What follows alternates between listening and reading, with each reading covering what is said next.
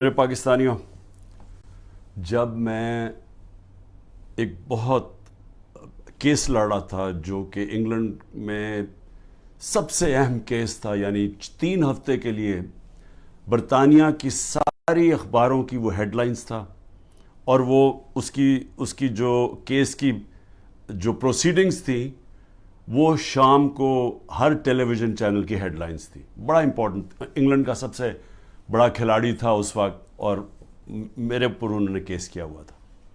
تو میرا بھی جو وکیل تھا وہ برطانیہ کا مانا ہوا وکیل تھا، اس کا نام تھا سر جارج کامن، اور دوسری طرف اس کے پاس بھی برطانیہ کا ٹاپ وکیل تھا. تو سارا، کیونکہ میرا بھی نام تھا، یین بوتھم کا بہت بڑا نام تھا، تو اس وقت سارا جو انٹرسٹ تھا صرف سپورٹس میں نہیں، سب دیکھ رہے تھے اس کیس کو، اور یہ وکیل بھی ٹاپ کے تھے. مجھے ایک چیز یاد ہے، جب میں اپنی ایویڈنس اپنے وکیل کو بتا رہا تھا کہ کیس کیا ہے، سمجھا رہا تھا اس کو، تو اس نے میرے سے ایک بات کی. اس نے کہا، دیکھو میں تمہاری کوئی مدد نہیں کروں گا کہ تم نے عدالت میں جا کے کہنا کیا، میں کوچ نہیں کروں گا، یہ ہماری اخلاقیات کے خلاف ہے. حالانکہ چپ کر کے مجھے بتا دیتا کہ دیکھو وہ تمہارے سے یہ پوچھیں گے، تم یہ کہنا وہ کہنا، یا مجھے میری تیاری کرواتا، کیونکہ میں تو کبھی پہلے عدالت میں نہیں گیا تھا. وہ اور بات ہے کہ اب جو میں جتنی عدالتوں کے چکر لگا دیے، میں زبردست طریقے سے بولتا تھا، لیکن میرا تو پہلی دفعہ تھی. اس نے کوئی بات نہیں کی. اس نے کہا میں نے تمہیں کچھ نہیں بتاؤں گا، یہ ہے تم سچ، یہ تمہاری ایویڈنس ہے، اس کے مطابق تم نے بات کرنی ہے. اور اس نے پھر مجھے کیا کہا، اس نے کہا اگر آپ نے کسی چیز کے اوپر میرے سے جھوٹ بولا ہے، میں اسی وقت کیس تمہارا ختم کر کے جج کو کہوں گا جی میں کیس سے پیچھے ہٹ رہا ہوں. اس نے کہا اور تمہیں 3 سال کی قید ہوگی جھوٹ بولنے پہ. تو مجھے ابھی بھی یاد ہے کہ وہ میں بڑا ایک طرح مجھے عجیب لگا کہ یہ اتنا اسٹرکٹ رولز ہیں یہاں کے. لیکن مجھے تو تب تک تو میں کافی دیر برطانیہ میں پڑھ بھی چکا تھا، میں کرکٹ کھیلتا تھا، تو میں صرف آپ کو سمجھا رہا ہوں کہ ان کا اخلاقی معیار کیا تھا اور ان کا انصاف کا نظام کیا تھا، کہ عدالت کے اندر جا کے تم نے سچ بولنا ہے، تب تک میں تمہارے ساتھ کھڑا ہوں. اور پھر وہ بھی اب ذرا یہ دیکھ لیں کہ وہ انگلینڈ کا ہیرو تھا،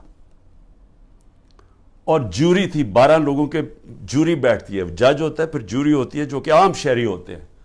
تو میرے اپنے وکیل نے کہا کہ تمہارا کوئی چانس نہیں ہے جیتنے کا، کیونکہ ساری انگریز جوری ہے اور وہ انگلینڈ کا ہیرو ہے، اور تم پاکستانی ہو، اور تمہیں پتہ ہے ہمارے لوگوں کے اندر تعصب بھی ہوتا ہے.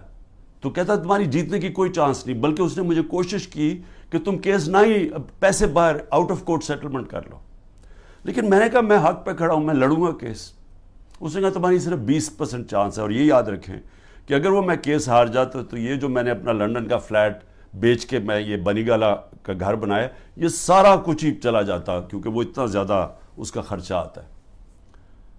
تو میں آپ کو آج یہ کہنا چاہتا ہوں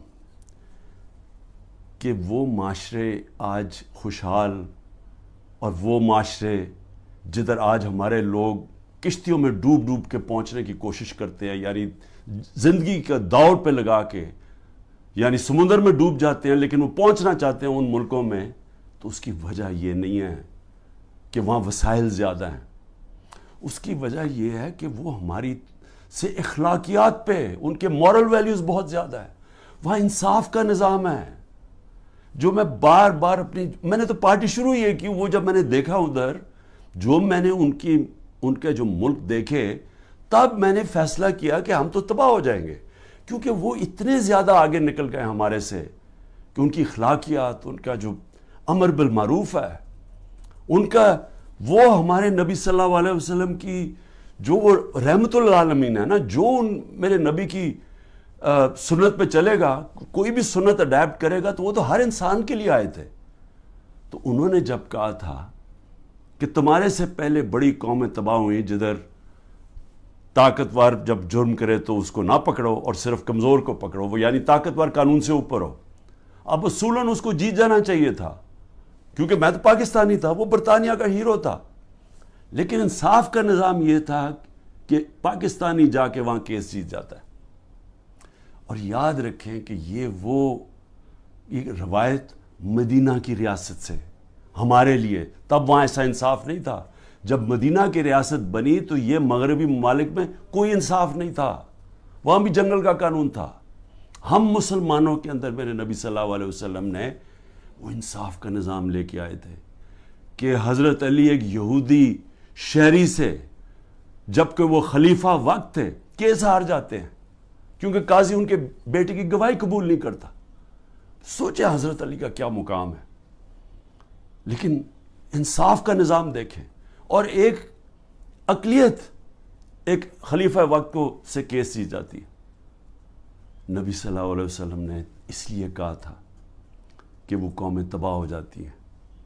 یہ یاد رکھیں کہ ہم تباہی کی طرف جا رہے ہیں کیونکہ طاقتور آج قانون سے اوپر ہے. اور میں اس لیے آپ کو یہ بات چیت اس لیے آج آپ سے کر رہا ہوں، اور میں آپ کو مثالیں دینے لگا ہوں کہ ہو کیا رہے ہیں یہاں. ہم تباہی کی طرف جا رہے ہیں کیونکہ میرے نبی نے 1500 سال پہلے کہہ دیا تھا کہ طاقتور قانون چوری کرے تو اس کو بچ جائے، تو جو کمزور ہو وہی صرف جیلوں میں جائے. تو یہ ہو رہا ہے آج پاکستان، ابھی سے نہیں ہو رہا، کافی دیر سے ہے.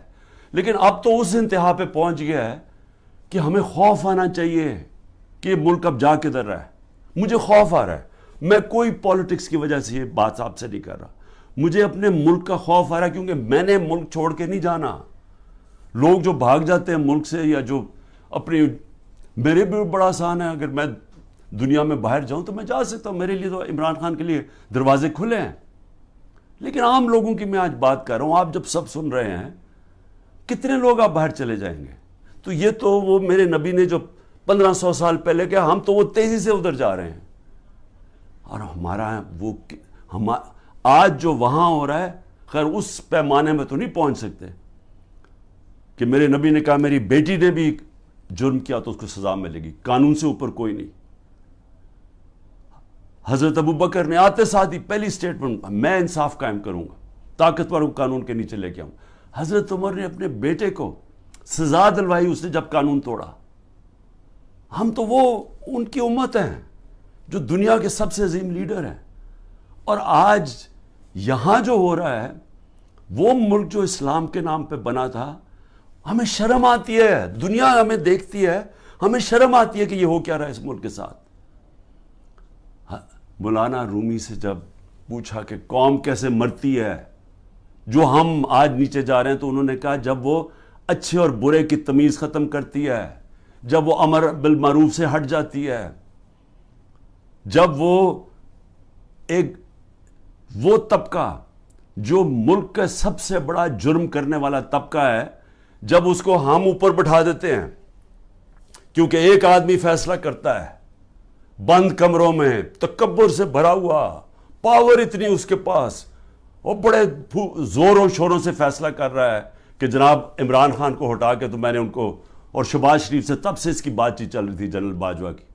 اب تو آج خواجہ آصف کا بیان آ گیا کہ ابھی ایک سال میری گورنمنٹ کو نہیں ہوا تھا، وہ کہتا تب سے سوچ رہا تھا کہ اس کو گرانے کا. بھئی تمہاری اس کی حیثیت کیا تھی؟ الیکٹ کر کے میں آیا ہوں، پبلک کے ووٹ سے میں آیا ہوں، ذمہ داری میری ہے، لیکن اس نے فیصلہ کر لیا. اور یہ یاد رکھیں کہ یہ جو آج ہو رہا ہے یہ ملک کے ساتھ، یہ سب سے بڑا جنرل باجوہ اس کا ذمہ دار ہے. آپ کو پتہ ہے کہ جو ہم نے IMF میرے پاس آئی مل رہے ہیں، جو ہم نے، کیونکہ گورنمنٹ ڈیفالٹ کرنے جا رہی تھی اس لیے ان کو یہ $3 ارب IMF کا چاہیے تھا. IMF کی سٹینڈ بائی اگریمنٹ کی اس لیے ضرورت ہے کہ ہم ڈیفالٹ کرنے جا رہے ہیں. ڈیفالٹ کا مطلب یہ سمجھ جائیں کہ جس وقت پاکستان ڈیفالٹ کرتا، ہماری یہ جو معیشت کے ابھی حالات ہے اس نے بالکل ہی بیٹھ جانا تھا، کیونکہ فنڈنگ بھی باہر سے ختم ہو جانی تھی، اور وہ نہیں ختم ہونی تھی جو پھر اس کے بعد مہنگائی آنی تھی. اور آج جو مہنگائی کا حال ہے، آپ تصور کریں نا کہ میں سارے تنخواہ دار طبقہ جو آج بیٹھا ہوا ہے، غریب لوگ، پینشنرز، مزدور، جو آج مہنگائی ہے، اگر ڈیفالٹ کرتا اس سے دگنی مہنگائی ہو جانی تھی. اس لیے ہم نے فیصلہ کیا، حالانکہ وہ سوچیں 10,000 لوگ ہمارے جیلوں میں ہیں، عمران خان کے اوپر 180 کیس ہو چکے ہیں، پہنچ گئے ہیں 180 تک. ہماری سینئر لیڈرشپ جیل میں ہے, لوگ انڈر گراؤنڈ میں گھر توڑ رہے ہیں ان کے, ہر قسم کا ان کی بزنسز بند کر رہے ہیں. اس کے باوجود اپنے ملک کے لیے ہم نے کہا ٹھیک ہم یہ اگریمنٹ کرتے ہیں تاکہ ملک نہ بیٹھے. لیکن سوال میرا کچھ اور ہے. میرا سوال یہ ہے کہ جدھر آج ہم کھڑے ہیں, کیا یہ جو اوپر حکمران ہیں ان سے ہمیں کوئی امید لگائی جا سکتی ہے؟ نہیں لگائی جا سکتی. کیوں؟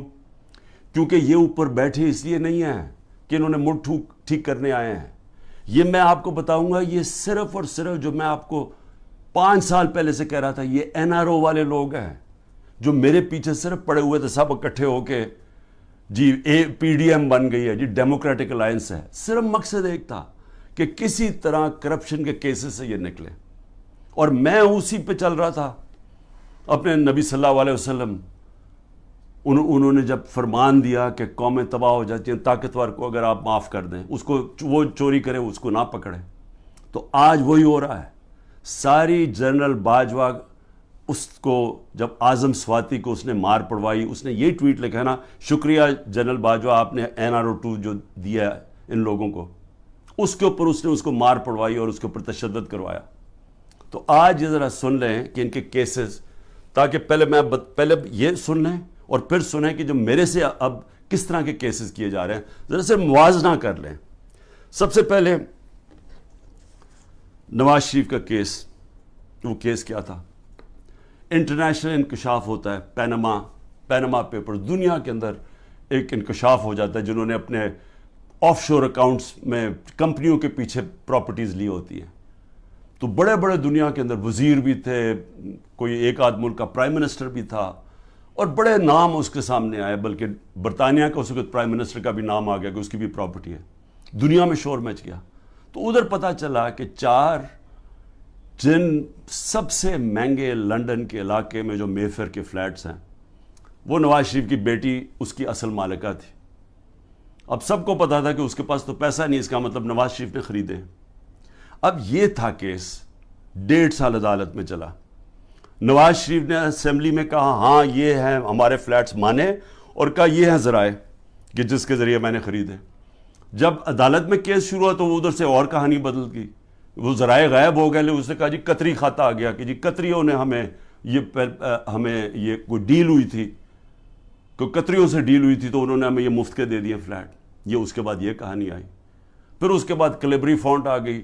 عدالت کے اندر مریم نواز نے جھوٹ بولا, کیونکہ وہ جو جس فونٹ جس سے جو لکھی گئے تھے کانٹریکٹ, جو اس نے اپنے بھائی کے ساتھ کانٹریکٹ دکھایا, وہ جو اگریمنٹ تھی وہ ابھی تک ایجاد ہی نہیں ہوئی تھی. جب اس نے وہ 2007 میں ہوئی, انہوں نے 2006 میں, کیونکہ جعلی کانٹریکٹ تھا, جھوٹ کی سیدھی 3 سال سزا ہوتی ہے. وہ کچھ بھی نہیں ہوا. اس کے بعد جناب سزا ہو گئی بعد میں ایون فیلڈ میں, اور پھر دوسرا نواز شریف کا تھا وہ ایک اور اس کی جو سزا تھی ہل میٹل یا اس کی عزیزیہ مل تھی, اس کے اوپر تو اس کو سزا ہو گئی. مریم نواز کو سزا ہو گئی. اب عدالت کیا کرتی ہے؟ اب یہ پوچھا کیا جاتا ہے, ذرا سنیں. وہ مان گئے کہ ہمارے فلیٹ ہیں. عدالت اب یہ پوچھتی ہے ان سے کہ جناب بتائیں, آپ ثابت کریں, نیب کو کہتی ہے کہ آپ ثابت کریں کہ یہ واقعی ان کے فلیٹ ہیں. وہ رہ رہے ہیں وہاں 30 سال سے یا 25 سال سے, وہ مان گئے ہمارے فلیٹ ہے, لیکن عدالت کہتی ہے نیب کو کہ آپ ثابت کریں کہ کیا واقعی ان کے فلیٹ ہے. کیسے کوئی ثابت کر سکتا ہے؟ اگر آپ نے آف شور اکاؤنٹس بنائے ہوئے ہیں باہر ورجن آئلینڈز میں, تو کوئی ثابت نہیں کر سکتا. اس طرح تو جو بھی آج میں نے چوری کرنی ہے پیسے, میں بھی وہ وہاں باہر کمپنیز کے پیچھے میں خرید لوں پراپرٹیز, تو ثابت کون, ان کو صدیاں لگ جائیں گی ثابت کرنے میں. تو ایک تو یہ ہو گیا. دوسرا شہباز شریف. اب یہ ذرا سن لیں. شہباز شریف کی 16 ارب روپے کے ان کے بیٹوں کی بینک اکاؤنٹس میں پیسہ آتا ہے. ڈاکیومنٹری ایویڈنس ہے جس میں مقصود چپراسی کے بینک میں 3 ارب سے 3.5 ارب روپے آ جاتا ہے ایک چپراسی کے بینک اکاؤنٹ میں. اور ساتھ ان کا نیب میں کیس ہوتا ہے, انہوں نے فیک اکاؤنٹس دکھائے ہوتے ہیں جو لوگ کبھی پاکستان سے باہر ہی نہیں گئے، ان کے نام میں انہوں نے کہا جی ہمیں انگلینڈ سے ریمیٹنسز مل رہی ہیں. یہی حدیبہ پیپر مل میں اس شریف خاندان نے کیا، جو اسحاق ڈار نے اپنے 164 کے بیان میں بتایا 2001-2002 میں کہ میں ان کے لیے منی لانڈرنگ کرتا تھا، یہاں سے پیسہ باہر بھیجتا تھا، ادھر کسی کوئی قاضی فیملی تھی اس کے اکاؤنٹ میں جاتا تھا. اس نے باقاعدہ بتایا سب کچھ. اس اکاؤنٹ سے پھر پیسہ پاکستان ان کی خاندان کے نام پہ آتا تھا. یعنی منی لانڈرنگ یہ حدیبہ پیپر مل سے 25 سال پہلے سے شروع کی ہوئی تھی. وہی شہباز شریف وہی پیٹرن کیا، وہی آصف زرداری کے فیک اکاؤنٹس میں وہی پیسے، یہاں سے فیک اکاؤنٹ سے پیسے باہر بھیجو، ادھر سے دکھاؤ کہ جی منی ریمیٹنسز آئے ہیں اور وہاں سے پیسہ منگوا لو، باقی باہر رکھ دو. اصل پیسہ ان کا باہر پڑا ہوا ہے، صرف جو پیسے کی ضرورت پڑتی ہے وہ منگواتے ہیں یہاں. تو یہ اب آپ یہ سن لیں کہ یہ شہباز شریف کا کیس تھا. شہباز شریف بھی کیس سے نکل گیا، نواز شریف بھی کیس سے نکل گیا. شہباز شریف کیس سے کیسے نکلا؟ شہباز شریف کیس سے ایسے نکلا کہ انہوں نے پہلے تو جناب آتے ساتھ ہی ایف آئی اے کا سربراہ تبدیل کیا، کیونکہ جنرل باجوہ نے اس کو اوپر لا کے ہمارے اوپر مسلط کر دیا. جب انڈر ٹرائل تھا شہباز شریف اور اس کے بیٹے انڈر ٹرائل تھے، تو جب ہماری گورنمنٹ گرائی اس کو اوپر بٹھا دیا آ کے. اس نے آ کے آتے ساتھ ہی ایف آئی اے کا ہیڈ چینج کیا، اسے پرسیکیوشن کو چینج کیا، جو پروسیکیوشن تھی اس کو چینج کیا. انہوں نے جو پہلے انویسٹیگیشن کر رہا تھا، مسٹیریسلی ڈاکٹر رضوان کو پہلے ہٹایا اور وہ ہارٹ اٹیک سے مر گیا. اس کے بعد مقصود چپڑاسی مر گیا ہارٹ اٹیک سے. ارشد شریف جس نے بڑی ڈیٹیلڈ اس کیس کے اندر کام کیا ہوا تھا، اس کے بعد تھوڑی دیر کے بعد اس کا قتل ہو جاتا ہے. اور کوئی جج بھی انویسٹیگیٹ نہیں کرتا کہ جناب ڈاکیومنٹری ایویڈنس والومز پڑی ہیں ان کی انویسٹیگیشن میں، وہ بھی ختم ہو جاتی ہے. ادھر سے نیب کا ہیڈ چینج کرتے ہیں. نیب کا ہیڈ جب چینج کرتے ہیں آفتاب سلطان، تو میں آج اس کو سلام کرتا ہوں کہ وہ جب آیا تو اس سے جب غلط کام کروانے کی کوشش کی، اس نے کہا میں نہیں کرتا، اور اس نے ریزائن کیا. پھر ایک اور آدمی کو لے کے ہیں جو موجودہ آدمی ہے، اور وہ سارے کیسز ان کے ختم. نیب بھی کیسز ختم شہباز 8 ارب کے، اور یہ بھی کیس ختم. یہ جو 16 ارب روپے کے یہ جو ایف آئی اے کے کیس، اب وہ بھی ختم ہو کیونکہ اپنے لوگوں پر بٹھا دیے. تو ادھر وہ ہو گیا. ادھر آصف زرداری کے فیک اکاؤنٹس کیسز تھے، وہ پہلے فریز ہوتے ہیں. جنرل باجوہ کی ڈیل ہو رہی ہوتی ہے آصف زرداری سے، پتہ نہیں کیا ڈیل ہے، وہ کرتے ہیں، وہ بھی سارا ختم ہو گیا. تو زرداری بھی پاک ہو گیا. زرداری وہ آدمی ہے جس کو 2 دفعہ نواز شریف نے جیل میں ڈالا تھا کرپشن میں، اور یہ حدیبہ پیپر مل نواز شریف نے بنایا تھا. یہ زرداری نے نواز شریف کے اوپر بنایا تھا. تو یہ کیسز پرانے چلے آ رہے ہیں، یہ ہمارے دور کے کیسز نہیں ہیں. لیکن جب ہمارا دور آیا تو جناب نیب تھی جنرل باجوہ صاحب کے نیچے، اس کے بعد سارے کیسز رک گئے. اور وہ تو خیر اب چیزیں سامنے آئی گئی ہیں کہ خواجہ آصف نے خود ہی کہہ دیا کہ ان سے تو بات چیت تو ان سے شروع ہو گئی تھی، تو کیسز ان کے کیسے آگے بڑھنے تھے. لیکن یہ سمجھ جائیں کہ جو آج اوپر طاقتور بیٹھے ہوئے ہیں، ان کی اربوں روپے کے کیسز معاف ہوئے ہیں. اور سب سے امپورٹنٹ چیز یہ ہے کہ یہ جب کیسز تھے یہ ان کی گورنمنٹ تھی. جو حمزہ شہباز اس ملک سے بھاگا ہے، وہ تو جب ایف آئی اے کا کیس آئے وہ جب ہماری گورنمنٹ تھی. لیکن جب نواز شریف کے بیٹے گھر یا ملک سے بھاگے ہیں تب تو ان کی گورنمنٹ تھی، کیونکہ ان سے پوچھا کہ جناب یہ مہنگے آپ کی پراپرٹیز کدھر سے آئیں. وہ باہر بھاگ گئے اور پھر کہتے جی ہم تو پاکستانی شہری نہیں ہیں، ہم برطانیہ کی شہری ہیں.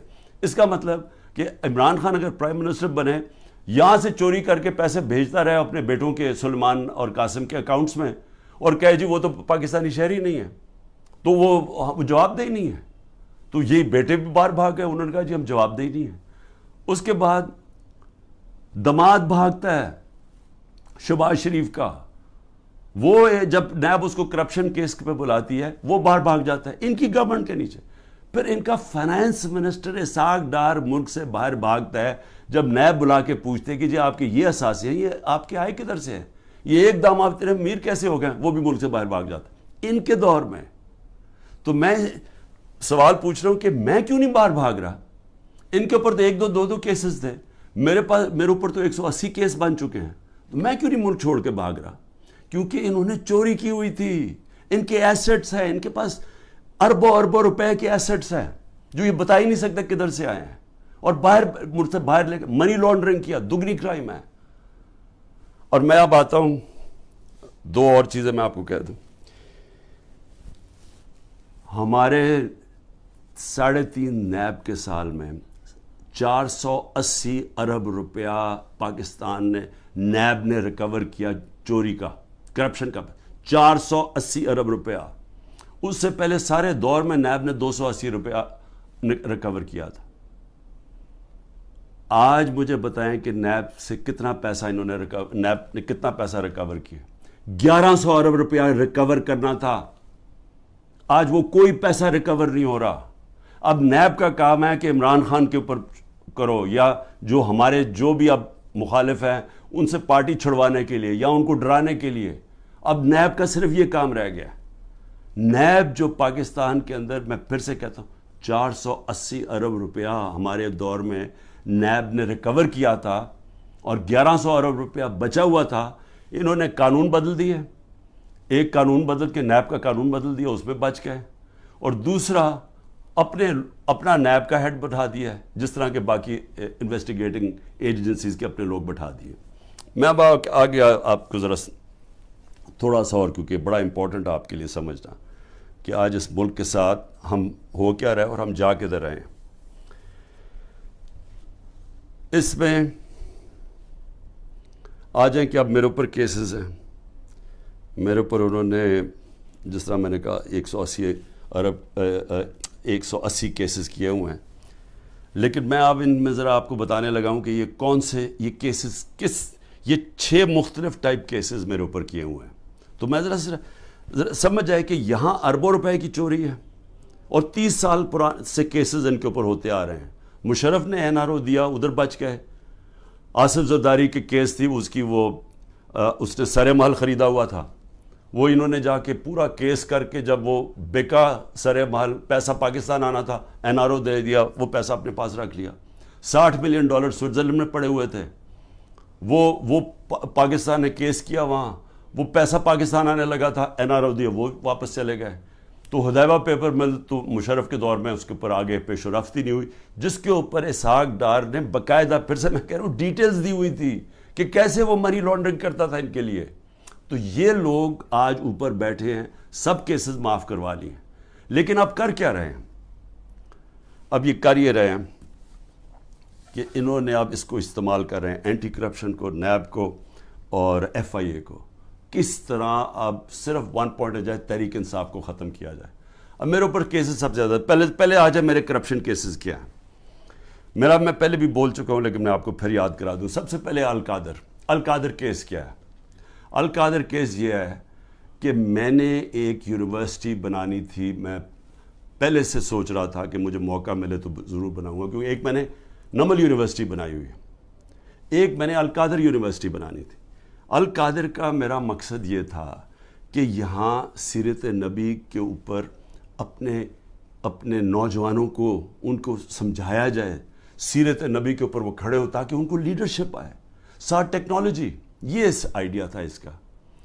اور یہ یونیورسٹی جب میں نے شروع کی تو اس کے اندر میرا مقصد تھا کہ ملک ریاض کو, کیونکہ ملک ریاض اور پروجیکٹس میں, راوی سٹی میں بھی تھا, ادھر بھی چیپ سستے ہاؤسنگ کے اندر بھی تھے.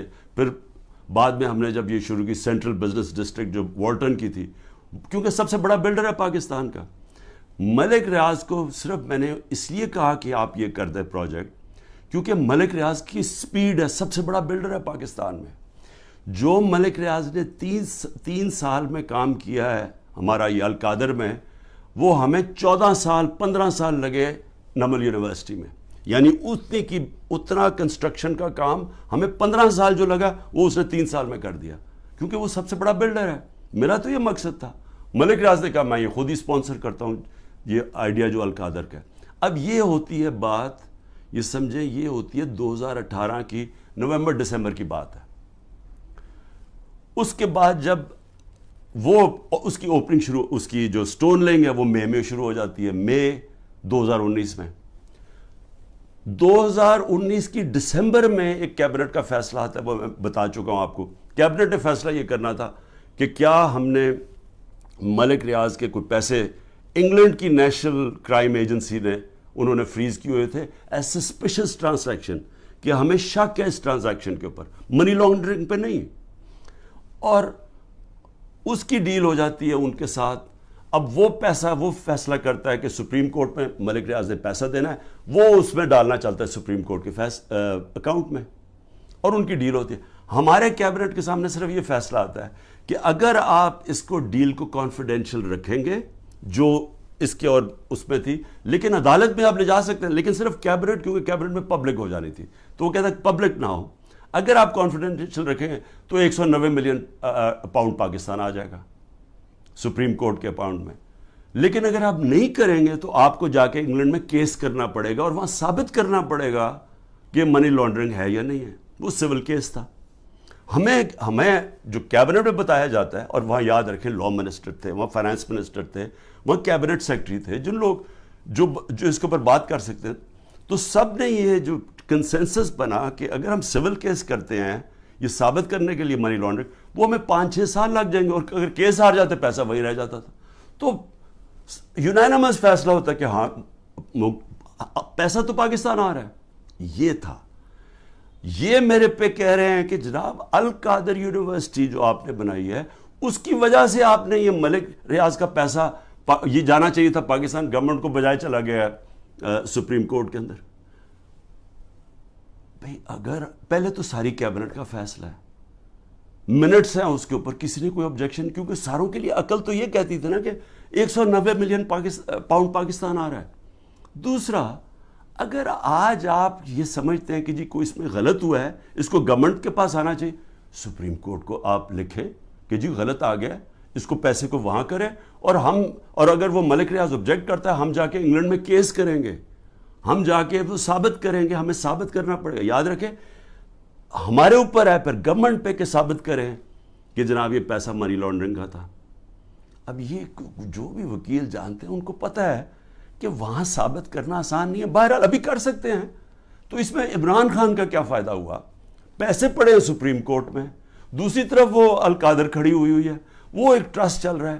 ٹرسٹ ڈیڈ کے اندر لکھا ہوا ہے کہ کوئی بھی ٹرسٹی، یا عمران خان اور بشرا بیگم کو اس لیے بنایا کیونکہ ان کو سیرت نبی میں انٹرسٹ ہے. جب آپ ٹرسٹ بناتے ہیں لوگوں کو ان کو لے کے آتے ہیں جو کہ اپنا ٹائم دے سکیں، کیونکہ اس میں کوئی تنخواہ تو ملتی نہیں ہے، اس میں کوئی ٹی اے ڈی اے نہیں ملتا. یہ آپ مفت تب کام کرتے ہیں جب آپ کا شوق ہو کسی چیز میں. ٹرسٹ چل رہا ہے، 100% وہاں اسٹوڈنٹس مفت پڑھ رہے ہیں. ٹرسٹ ہے، زمین ہے ساری ٹرسٹ کے نام پہ. اگر خدا نہ خواستہ یہ ٹرسٹ نہیں چلے گا، وہ واپس چلی جائے گی جس نے ڈونیشن دی ہے. میرا اس میں مجھے اس کا کیا فائدہ ہے؟ اس کو کہہ رہے ہیں کرپشن. اور دوسرا کرپشن سننے ذرا کیا ہے، توشہ خانہ. 70 سال سے پاکستان کا قانون کیا ہے؟ آپ کو کسی کو گفٹ ملتی ہے، جب آپ پرائم منسٹر ہو، چاہے آپ گورنر ہو، چاہے آپ پریزیڈنٹ ہو، چاہے آپ آرمی چیف ہو، چاہے آپ وزیر ہو، چاہے آپ ملٹری سیکرٹری ہو، سب کو. اور ملتی ہے مڈل ایسٹ کے اندر، جب جاتے ہیں وہ تحفے دے دیتے ہیں. اب وہ قانون کیا ہے؟ قانون سمپل ہے، تاکہ آپ سمجھ جائیں یہ جو سارا اپنا میڈیا کنٹرول کر کے پورا جو ڈرامہ ہو رہا ہے، یہ آپ سمجھ جائیں یہ ہے کیا، یہ اور میرے اوپر جو کرپشن کا الزام وہ کیا ہے. قانون یہ ہے، قانون کہتا ہے کہ جناب آپ نے، اگر آپ کو جب گفٹ ملے، وہ سیدھی گفٹ جاتی ہے پہلے فورن آفس، کیونکہ فورن آفس ہوتا ہے انوالو، ادھر سے جاتی ہے کیبنٹ سیکرٹری کے پاس. کیبنٹ سیکرٹری پھر اس کے بعد نیچے ایف بی آر کے پاس جاتی ہے. ایف بی آر اور پھر ایک انڈیپینڈنٹ اپریزر ہوتا ہے، ہمارے دور سے پہلے اپوائنٹ کیا ہوتا ہے نون لیگ کی گورنمنٹ نے، وہ اپریزر ہوتا ہے. یہ مل کے سارے فیصلہ کرتے ہیں کہ اس کی قیمت کیا ہے. مثلا یہ گھڑی ہے تو یہ فیصلہ کریں گے کہ اس کی قیمت 10 روپے یا 15 روپے یا 20 روپے. تو جو سب سے زیادہ قیمت کہے گا نا کہ 20 روپے ہے، تو 20 روپے وہ کہتے ہیں یہ اس کی اب قیمت ہے. وہ آپ کے ملٹری سیکٹر کے تھرو آتا ہے کہ جی یہ اس کی قیمت ہے، کیا آپ یہ پریزنٹ رکھنا چاہتے ہیں؟ تو ان کے زمانے میں 20% تھا، ہم نے آ کے اس کو 50% کر دیا. آپ 50% دیں تو آپ وہ رکھ سکتے ہیں. اگر آپ نہیں دینا چاہتے، آپ نہیں لینا چاہتے، تو وہ چلا جاتا ہے توشہ خانہ میں، اور اور توشہ خانہ اس کو آکشن کر دیتا ہے. یعنی یہ کہتا ہے نا جی بڑی کوئی قیمتی کسی نے گفٹ دی یا کچھ دی یا اس کا دل خراب ہو گیا, تو اگر میں نہیں لیتا تو جو بھی جس نے دیا ہے وہ آکشن ہو جاتی ہے, وہ پبلک میں بک جاتی ہے. اچھا, اب میرے پہ الزام یہ ہے کہ جناب وہ جو گفٹ جو میں نے چیزیں جو آئیں اور اچھا میری پراپرٹی ہو جائے, میں جو مرضی اسے کروں, میں اسے بیچوں, گفٹ دوں, کہ یہ میری پراپرٹی ہے. کبھی آج تک 70 سال میں کسی سے پوچھا ہے کہ جو آپ کو گفٹ ملی آپ نے اسے کیا کیا؟ کبھی کسی سے پوچھا آج تک؟ تو ان کو ایک چیز, جی عمران خان نے گفٹ وہ سستی لی توشہ خانہ سے, بھئی وہ کیبنٹ سیکٹری بھی اویلیبل ہے, وہ ایف بی آر کے لوگ بھی اویلیبل ہیں, وہ اپریزر بھی اویلیبل ہے. آپ ان کو بلا کے پوچھیں کہ کیا عمران خان نے آپ کو کسی کو کہا تھا کہ گفٹ سستی دے؟ میں چیلنج کرتا ہوں, مجھے کوئی ایک آدمی ملٹری سیکٹری کے تھرو گیا, کوئی مجھے بتائے کہ کیا میں نے کبھی کسی کو کہا ہے کہ مجھے کم قیمت پہ دو؟ تو وہ لوگ بیٹھے ہیں, اگر وہ کہہ رہے ہیں کہ انڈر ویلیو تو ان سے پوچھیں, میں اس کا کیسے ذمہ دار ہوں؟ اور پھر کہ جی وہ فلانی ایک فراڈ کو وہاں دبئی میں بٹھا کے اس نے کہا جی میں نے بڑی مہنگی کوئی گھڑی لی ہے. اس سے پتہ ہے کہ وہ آدمی کون ہے؟ وہ ناروے سے بھاگا ہوا فراڈ میں, اس کے اوپر میں نے کیس کیا ہوا ہے جھوٹے کے اوپر. اس میں پتہ نہیں فرح کدھر آ گئی میری بشرا بیگم کو, ان کا کیا لینا دینا اس سے؟ کہتا جی وہ فرح نے آ کے کوئی گھڑی بیچی, وہ پتہ چلا کہ وہ تو دبئی گئی نہیں اس سال جس دن وہ سال کہہ رہے. تو صرف کسی نہ کسی طرح عمران خان کو پکڑ کے یہ کرو. یہ ہے توشہ خانہ کا کیس.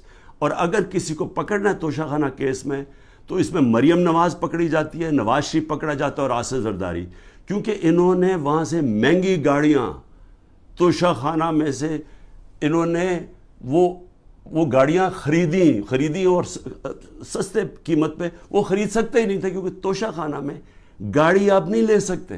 مجھے بھی گاڑی ایک ملی تھی, آپ گاڑی قانون کے مطابق نہیں لے سکتے. ان تینوں نے بھی گاڑی, اس نے زرداری نے 3 گاڑیاں نکالی, نواز شریف نے ایک مہنگی گاڑی پہلے 9 سال چلائی, اور اس کے بعد جا کے جب یہ یوسف رضا ہے تب اس نے ڈکلیئر کی اور اس کی پھر ایک قیمت ادا کی. اور مریم نواز نے ڈکلیئر ہی نہیں کی توشہ خانہ میں ایک گاڑی جو کہ ابو دھابی سے ملی, اور وہ اس نے جا کے پھر آگے بیچ دی. تو مجھے یہ بتائیں کہ ان کے اوپر جو واضح طور پہ قانون ٹوٹا ہوا ہے, اس میں تو کوئی قانون ہی کوئی نہیں ٹوٹا. مجھے بتائیں میں نے کیا الیگل چیز کی ہے؟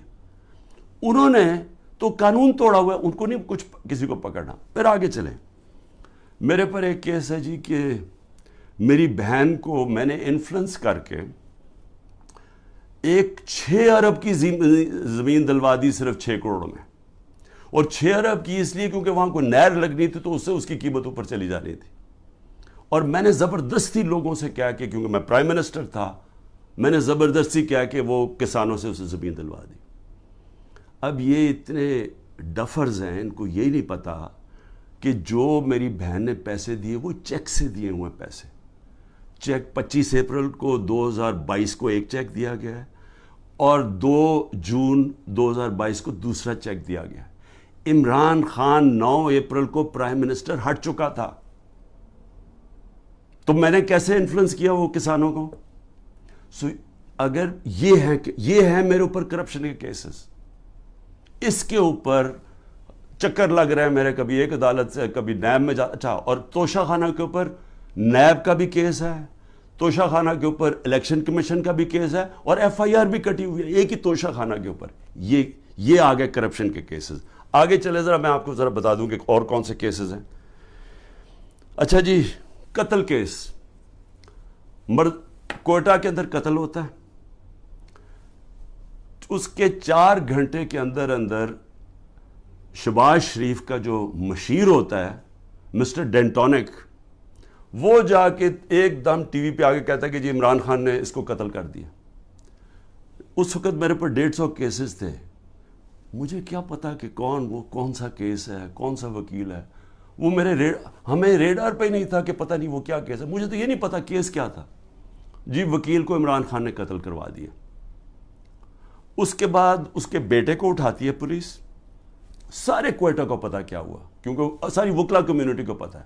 اس کو 12 گھنٹے پولیس رکھتی ہے, سافٹ ویئر اپڈیٹ ہوتا ہے اور اس کے بعد وہ ایف آئی آر میں عمران خان کا نام لے دیتا ہے کہ عمران خان نے قتل کیا. اس کے اگلے دن اس کی بیوی سٹیٹمنٹ, اس کی ویڈیو ریکارڈنگ سٹیٹمنٹ ہے کہ یہ میرے خاندان نے, رشتہ داروں نے اس کا قتل کیا ہے.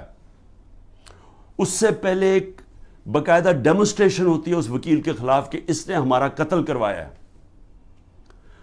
عدالت کو وہی وکیل جا کے کہتا ہے کہ میرے کیسز سے بھی میں نہ لگاؤ, یہاں لگاؤ کیونکہ ہماری دشمنیاں ہیں. اس کا قتل میرے پہ ڈال کے اور ایف آئی آر کٹ جاتی ہے 302 کی, اور کہتے ہیں جی آپ کوٹا جا کے اپیئر کریں. اور پھر اس سے پہلے ضلع شاہ کا جب 8 مارچ کو قتل ہوتا ہے, پولیس کسٹڈی میں, میرے اوپر پھر قتل کا کیس ڈال دیتے ہیں. میں گھر میں بیٹھا ہوا ہوں, مجھے پتہ ہی نہیں کیا ہو رہا, کیونکہ یہاں ٹیئر گیسنگ چل رہی تھی اس دن, کیونکہ ہم اپنی ریلی نکالنے لگے, پتہ چلا جناب ایک دم 144 پولیس نے لگا کے تو ریلی روک دی ہے. تو میں اندر بیٹھا ہوں, میرے اوپر 302 کا قتل کا کیس ہو جاتا ہے. 3 دن کے بعد جب ضلع شاہ کا پوسٹ مارٹم ہوتا ہے اور پتہ چلتا ہے کہ 26 جگہ اس کے اوپر تشدد کر کے اس کو قتل کیا. اب اس کے بعد پولیس پھنس جاتی ہے. پھر کیا کرتی ہے, نہیں جی وہ ایکسیڈنٹ ہوا ہے, اور ایکسیڈنٹ میں بھی پھر مجھے بات ہے کہ جی میں نے کوئی انفارمیشن نہیں دی, ایک اور ایف آئی آر کٹ جاتی ہے. تو میں آپ کو صرف یہ بتا رہا ہوں کہ یہ جو قتل کرنے کا کیس ہے, یہ یاد رکھیں کہ یہ پہلے سے یہ جو اوپر بیٹھے ہوئے ہیں یہ پرانے گاہک ہیں, یہ لوگوں کو قتل کروانے کے یہ ہیں, یہ شہباز شریف خاص طور پہ, اور یہ جو لوگوں کے اوپر جھوٹے کیسز کرنے کے یہ ماسٹر ہیں اس کے. میں اب بات کر رہا ہوں یہ جب 97 سے 99 تک یہ شہباز شریف جب چیف منسٹر تھا اور بھائی صاحب اوپر پرائم منسٹر تھے, ذرا یہ چھوٹی سی ایک عابد باکسر نے اس کے اوپر کہا ہوا ہے ڈاکیومنٹری, وہ سنیں. میں سچو سبزہ زار تھا اس وقت, مجھے ایک سینئر افسر نے بلایا اور کلیئر یہ کہا کہ چیف منسٹر پنجاب شہباز شریف صاحب یہ 5 بندے سبزہ زار میں مروانا چاہتے ہیں. میں نے انکار کیا. میرے انکار کے بعد یہ ڈیوٹی انہوں نے اپنے لیفٹ ہینڈ, رائٹ ہینڈ نہیں لیفٹ ہینڈ عمر ورک کی لگائی, اور وہ عمر ورک نے 5 سبزہ زار میں بندے وہ قتل کیے. اس سے پہلے میں آپ کو بتا دوں کہ گارڈین کے اندر ایک آرٹیکل چھپتا ہے, یہ جب 97 سے 99 تک تھا شہباز شریف. آرٹیکل کیا ہے, اس میں کہتا ہے 850 ایکسٹرا جوڈیشل کلنگ پولیس مقابلے میں لوگوں کو مروایا جاتا ہے جب شہباز شریف چیف منسٹر تھا. اور اس کے اندر وہ ایمنسٹی انٹرنیشنل کنفرم کرتی ہے کہ یہ بالکل ٹھیک ہے کہ پولیس انکاؤنٹر کے ذریعے شہباز شریف نے اس کے دور میں لوگ مروائے گئے.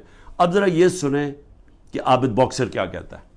پنجاب میں جعلی مقابلوں کے لیے پولیس انسپیکٹرز کو کیسے مجبور کیا جاتا ہے. انکاؤنٹر اسپیشلسٹ عابد باکسر کی نئے ویڈیو میں سنسنی خیز انکشافات. مجھے حراست میں لے کر جھوٹے مقدمات میں نامزد کیا گیا, یہ ان کی جانب سے کہا گیا. کچھ چیزیں جو میڈیا اور پبلک کے سامنے لانا چاہتا ہوں کہ کس طرح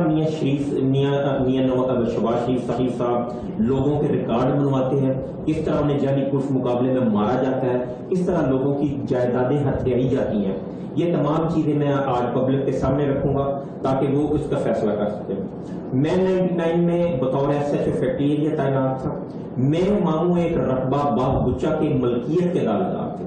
میاں صاحب اس کو خریدنا چاہتے تھے لیکن قیمت میاں صاحب کی مرضی کی ڈیسائیڈ نہیں ہو رہی تھی, جس کے بعد میاں صاحب نے اس کو ہتھیانے کا فیصلہ کیا. لیاقت نام کے مالی کو مدعی بنا دیا گیا, اور مدعی بنانے کے بعد اس کو ایک پرچہ دے دیا گیا کہ یہ تمام رجسٹریاں باغ گچا کی جو ہیں یہ جعلی اور بیک ڈیٹڈ ہیں. اور ایک فقرہ لکھوا دیا گیا کہ میرے ماموں ظفر عباس نے مالی کو دھمکی لگائی ہے کہ میں عابد باکسر سے تجھے مروا دوں گا. یہ جو بات یا یہ جو لائن ہے یہ اینٹی کرپشن لا کے مطابق کوئی جرم نہیں بنتا. زیادہ سے زیادہ اگر ہوتا تو 506 کا پرچہ میرے ماموں کے خلاف درج ہو سکتا تھا. میرے ماموں پہ پریشر ڈالا گیا, میرے ماموں یہ پریشر برداشت نہ کر سکے اور وہ بچوں کے ساتھ بیرون ملک چلے گئے. मियां शहबाज शरीफ साहब के हुक्म पर मुझे मुअत्तल कर दिया गया। मुअत्तल करने के बाद मुझे गिरफ्तार कर लिया गया। गिरफ्तार करने के बाद मुख्तलिफ थानों में मुझे जेर हिरासत रखा गया।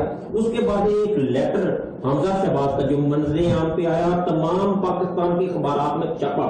उसमें उसने फवाद हसन फवाद साहब को लिखा कि आबिद बॉक्सर के खिलाफ सख्त तरीन एक्शन लिया जाए, और एक फिक्रा आखिर में लिखा, please note it that we are not in the habit of listening the word legal और इलीगल। इसके बाद मुझे अच्छा जी, अब ये जरा समझ आए कि जो कत्ल, और उसने शहबाज शरीफ ने एक और मेरे ऊपर इल्जाम लगा दिया कि मैं आर्मी चीफ को अब कत्ल करवाना चाहता हूं, कि मैं प्लान कर रहा हूं आर्मी चीफ को कत्ल करवाने के लिए। और इस देखें, वो जो होता है ना, वो कहते हैं कि एक अंग्रेजी में है कि takes a thief to catch a thief, यानी चोर जो होता है वो चोर को पकड़ सकता है क्योंकि चोर चोर की तरह सोचता है, क्योंकि ये सारी जिंदगी ये जुराइम पेशा लोग हैं, ये इसको पता है कि इमरान खान कोई कत्ल नहीं करवाना है, उनको पता है कि ना मैं, सबको कोयटा को पता है ना मैंने उसको कत्ल करवाया ना ये जिले शाह को, लेकिन ये झूठे इल्ज़ाम लगाने के ये मास्टर है। अच्छा, ये कत्ल ये हो गया, जब मर्डर केसेस, ये मेरे पास एक FIR उधर की कटी हुई है और एक इन्होंने जिले शाह के ऊपर और चेंज करके कटवा दिए। फिर आज जी दहशत गर्दी, ज़्यादातर अब मेरे पर केस दहशत गर्दी की अदालतों में है।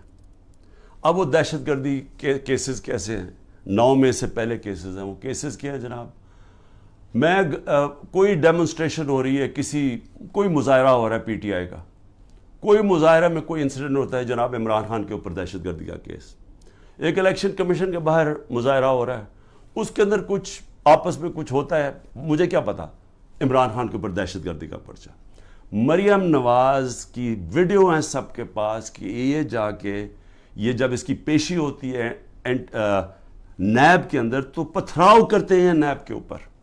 गाड़ी भरी होती है जिसमें पहले पत्थर लेके जाते हैं, पथराव होता है। कोई केस हुआ उसके ऊपर? कोई दहशतगर्दी का केस हुआ? कोई केस हुआ? तो कुछ भी होता है, कोई डेमोन्स्ट्रेशन के इमरान खान के ऊपर दहशतगर्दी का। अच्छा, फिर 9 मई आ जाए। अब 9 मई के बाद मेरे ऊपर एक और बारिश होगी केसों की। अब हर रोज कोई नया केस आ जाता है कि वो जी मियाँ वाली में वो जो जहाज जलाया गया था, वो उसमें भी इमरान खान के ऊपर दहशतगर्दी का केस है। सारी जगह केसेस आ गए। अब ये पहले 9 मई को क्लियर कर दें। 9 मई को पाकिस्तान के सुप्रीम कोर्ट ने कहा कि जो इमरान खान को 9 मई को अगवा किया गया था वो गैर कानूनी और गैर आईनी था। ये सुप्रीम कोर्ट का फैसला है। अब मजलूम मैं हूं, मुझे उठाया जा रहा है एक दहशतगर्द, एक मुजरिम की तरह, वहां से डंडे मार के।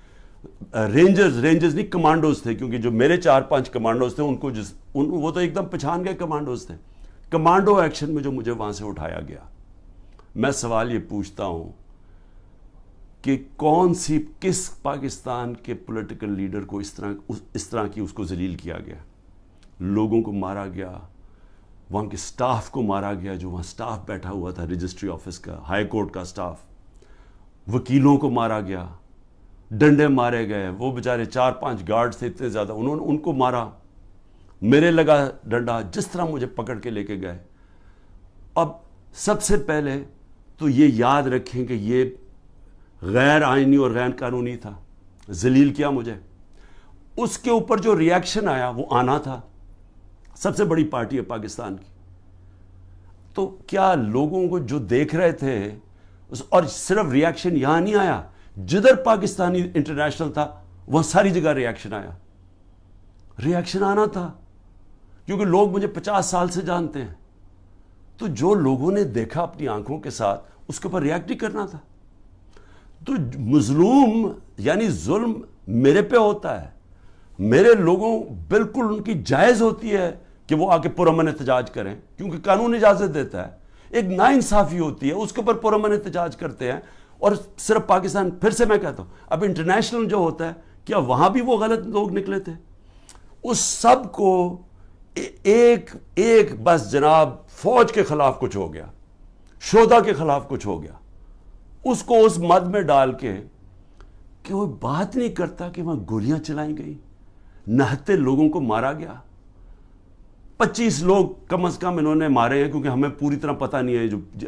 جو پولیس نے 25 لوگوں کو گولی قتل کیا, شہید کیا میں کہتا ہوں, کیونکہ پرامن احتجاج حق کے لیے, ناانصافی کے خلاف کھڑا ہونا تو ہمارا حق ہے. اس کے اوپر لوگوں کو قتل کیا گیا, اور وہ شہید ہیں. جو انصاف کے لیے کھڑا ہوتا ہے اس کو شہید کہتے ہیں. 16 کے پاس ہماری ایڈریسز ہیں. جو ان کے رشتہ دار ہیں ان کے اوپر چڑھائی کر دی. وہ بیچارے ڈرے ہوئے بیٹھے ہیں, مشکل سے نام دے رہے ہیں. جو باقی 8-9 ہیں وہ ہمیں بتا ہی نہیں رہے, کیونکہ وہ ڈرے ہوئے انڈر گراؤنڈ چلے گئے ہیں.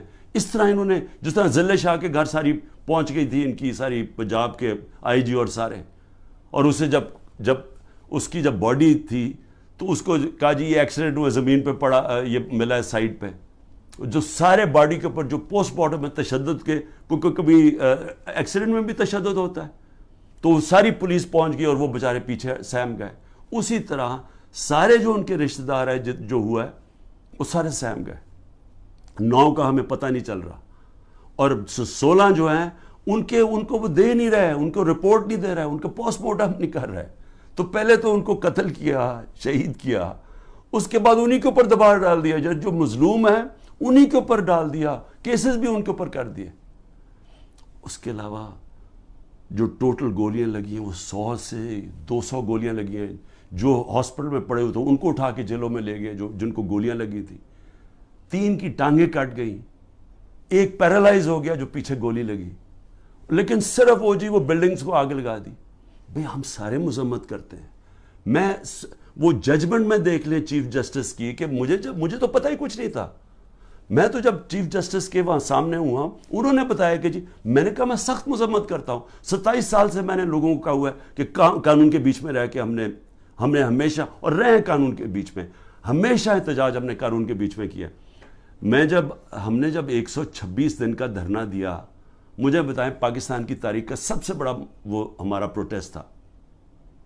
کیا ہوا, کیا لڑائی, کوئی لڑائی ہوئی, کوئی لوگوں کو مارا داڑا, ساری دنیا آتی تھی پروٹیسٹ کر کے چلی جاتی تھی. میں نے کوئی 70 جلسے کیے پاور سے نکلنے کے لیے. تاریخ میں سب سے بڑے جلسے ہوئے ہیں. کوئی بتائیں کوئی کسی قسم کا انتشار ہوا, مجھے گولیاں لگیں تو کوئی بلڈنگ جلائی گئی. تو یہ جو ہوا ہے, ہم بار بار کہہ رہے ہیں کہ جی اس کی انڈیپینڈنٹ انویسٹیگیشن کروائیں.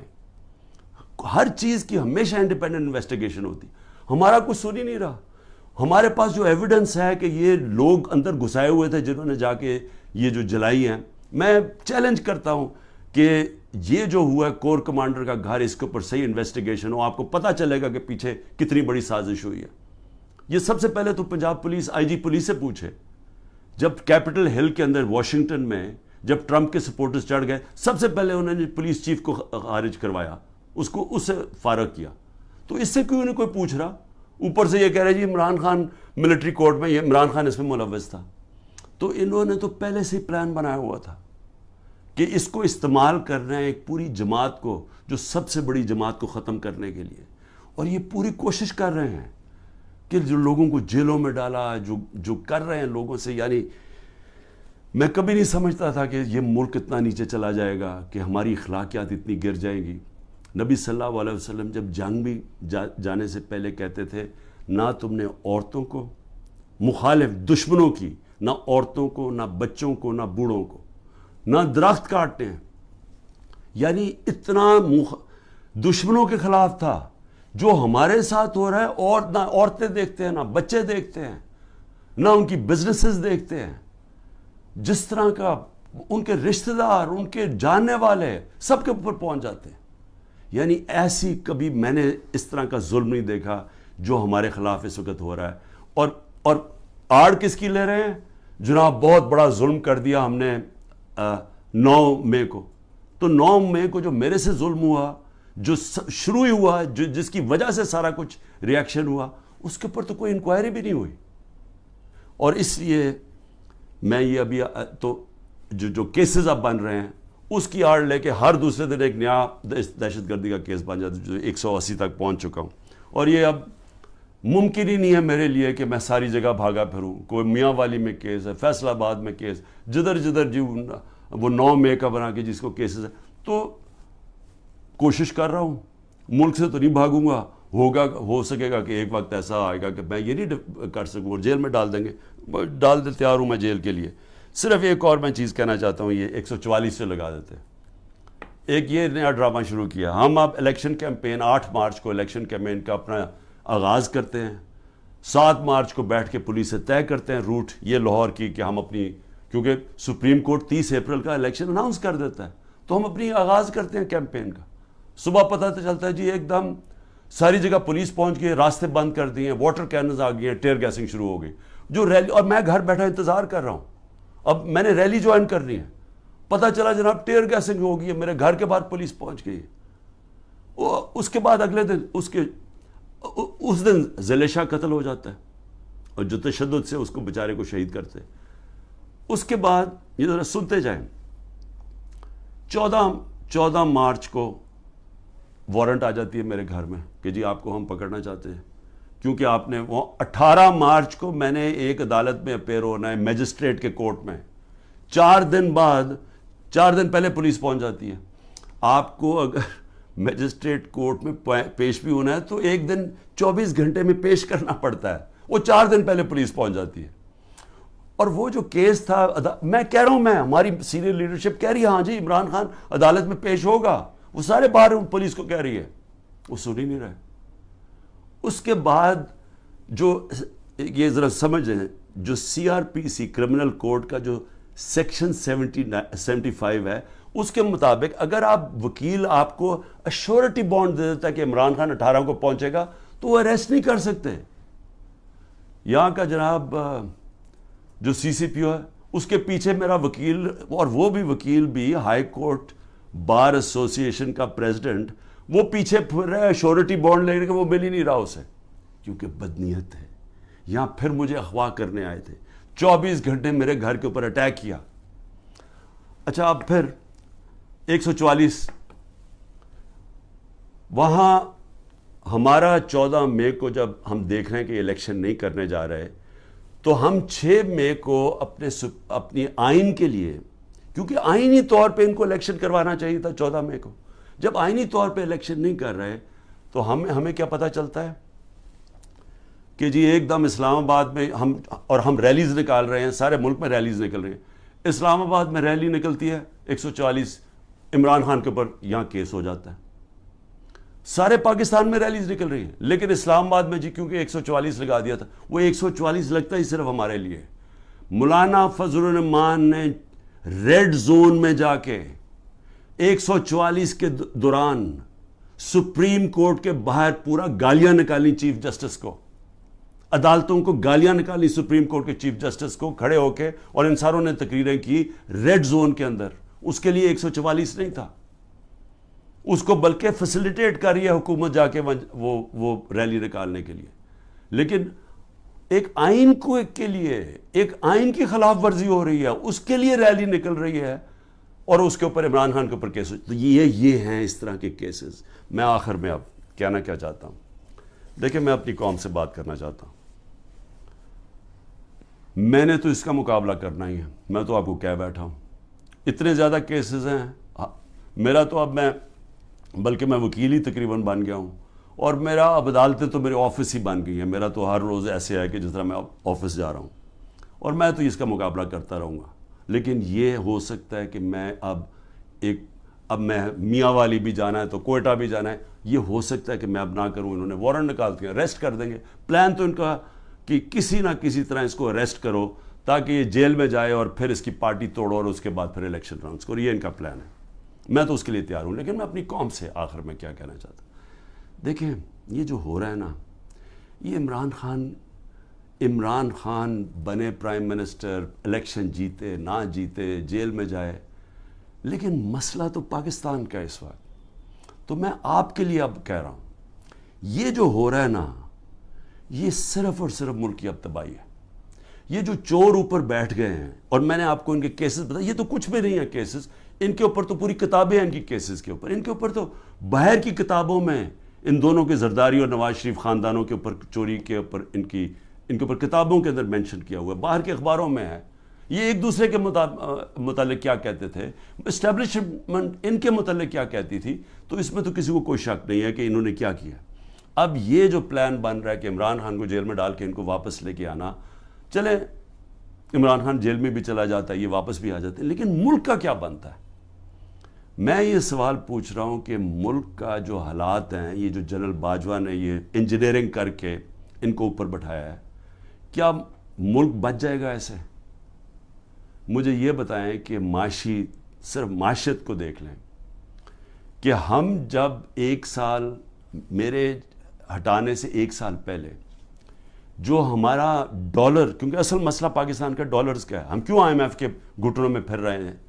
کیونکہ ہمارے پاس ڈالرز کی کمی ہے, IMF سے ہمیں ڈالرز چاہیے.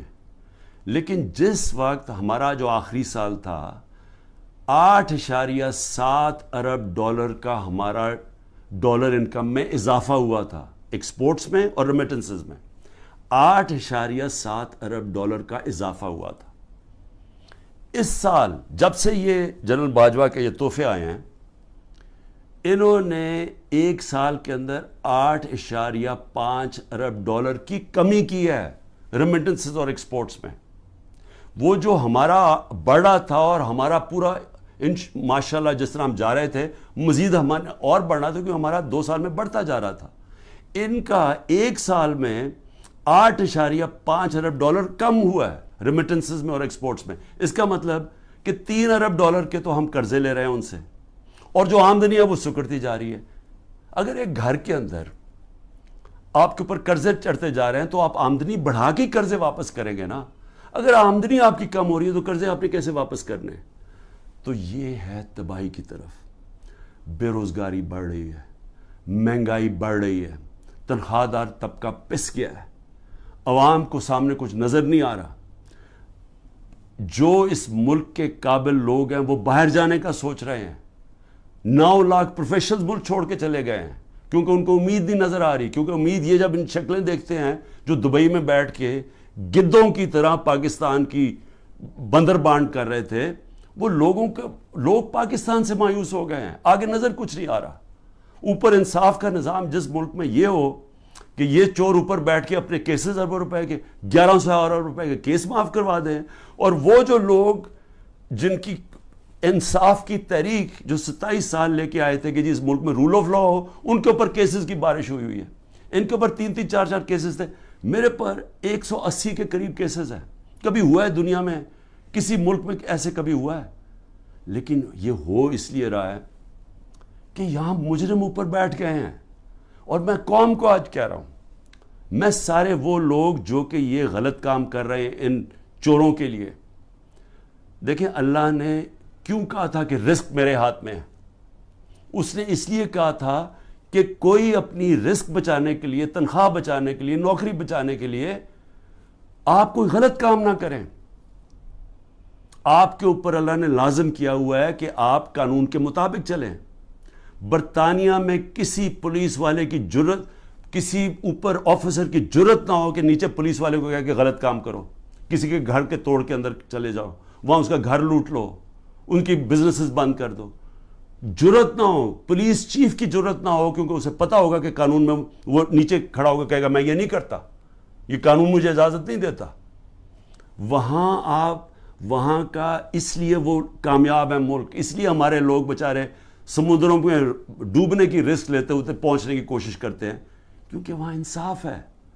وہاں کسی کو غلط کام کرنے کے لیے آپ حکم نہیں دے سکتے, کیونکہ قانون ہے, انصاف ہے, رائٹس ہیں لوگوں کے, ان کے فنڈامنٹل رائٹس کی, ان کی عدالتیں ان کی حفاظت کرتی ہیں. یہاں پکڑ کے جس کو مرضی اٹھا کے اندر جیلوں میں ڈال دو, جس کو مرضی تشدد کرو. جو تشدد کی کہانیاں ہیں اتنی خوفناک ہیں جو یہ اس وقت لوگوں کے اوپر ہو رہی ہے, پکڑ چن کے لوگوں کو اوپر تشدد کر رہے ہیں, انٹرنیشنل لاء کے اگینسٹ ہے یہ. تو جو لوگ یہ سارے لگے ہوئے ہیں اور نیب میں بیٹھے ہیں, FIA میں بیٹھے ہیں, پولیس میں بیٹھے ہیں, جو تنخواہ دار لوگ ہیں, میں ساروں کو آج کہہ رہا ہوں کہ دیکھیں آپ اللہ کو جواب دیں. آپ یہ جو چیزیں کر رہے ہیں, آپ اپنے ملک کی تباہی کے راستے پہ ملک کو لے کے جا رہے ہیں, اور آپ اپنی آخرت بھی تباہ کر رہے ہیں. آپ کو کوئی ضرورت نہیں ہے, جب رزق اللہ نے کہا میرے ہاتھ میں ہے, آپ کو غلط کام کرنا اور گناہ کرنا کی یہ نہ کہنا اوپر والے کو کہیں گے کہ نہیں جی میں تو کیا کرتا مجھے اوپر سے غلط آرڈر آیا ہے. آپ کا رائٹ ہے کہ غلط کو آرڈرز آپ نہ مانیں. یہ آپ کو قانون اجازت دیتا ہے جو کہ کسی بھی مغربی جمہوریت کے اندر کسی کی جرت نہیں ہے, کسی آفیسر کی جرت نہیں ہے کسی نیچلے والے سے غلط کام کروایا جائے. یہ میں صرف آخر میں اس لیے کہہ رہا ہوں کہ اللہ نے امر بالمعروف کا ہمیں حکم دیا ہوا ہے کہ اچھائی کے ساتھ کھڑے ہو, برائی کے خلاف جہاد کرو. وہ معاشرے کا بنیاد بنتی ہے اور عدل اور انصاف اور امر بالمعروف پہ معاشرہ کھڑا ہوتا ہے. جو وہ معاشرہ اوپر جاتا ہے جو مدینہ کی ریاست میں ہوا تھا, اور اس کو جب آپ خلاف جائیں گے تو وہ آپ اپنے پھر تباہی کا راستہ اختیار کر لیتے ہیں, جو مجھے افسوس سے کہنا پڑتا ہے.